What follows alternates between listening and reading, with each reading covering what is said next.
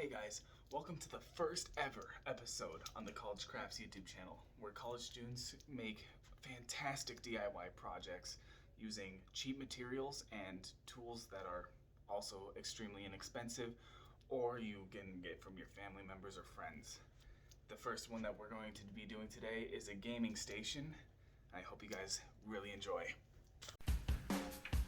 We started by getting this dresser for extremely cheap from a local thrift store. There was a lot of water damage, so we sanded it down and put a layer of the same color vinyl on top. We then got 9 cabinet shelves that were the same color as the dresser, and we measured and cut the across boards to fit the width given to us by the dresser, and used the tallest console as a standard for the height to cut the standing boards, and multiplied it by 4 so that we could get all 4 consoles in, making sure to adjust for the thickness of the shelves. We used a jigsaw to cut notches halfway through each board. We had to make sure the notches were evenly spaced so each board would fit together like a tic-tac-toe board. And the width of the notches were determined by the widest console, and the height was determined by the tallest console, and made it universal for every level. The next thing to do was to slide them together, which is one of the most satisfying experiences ever. We attached the border shelves by lining them up with the shelves and screwing them onto the grid of boards.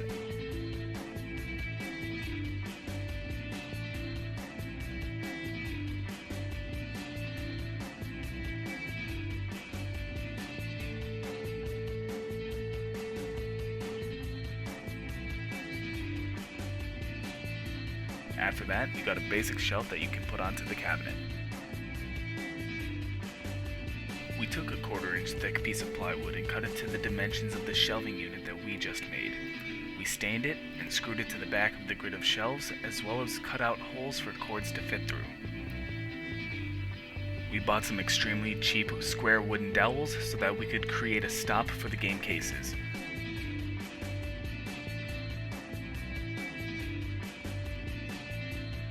We started by cutting them to length and staining them.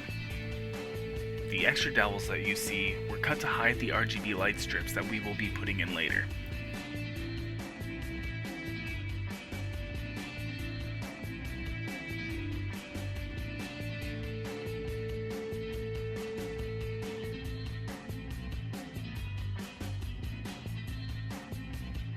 Make sure you always wipe the stain off the wood after a couple minutes so that you do not get streaks of the stain.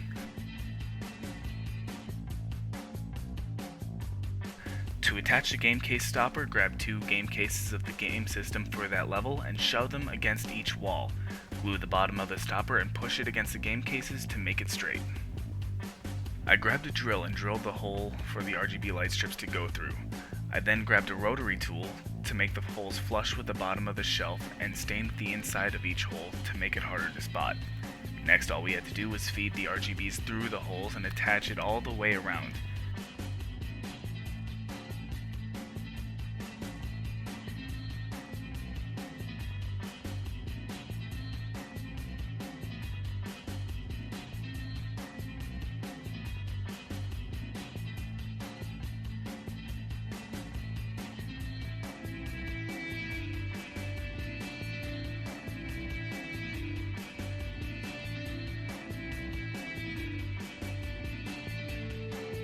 Then, gluing the bottom of the other stain dowels that were cut to length, I attached them to hide the lights to make them look more like backglow than being able to see the actual RGBs.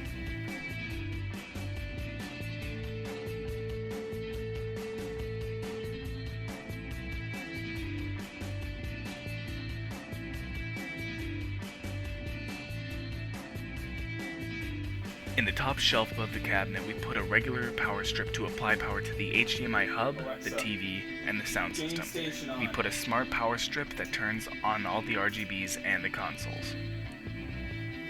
And after that, you have your finished product.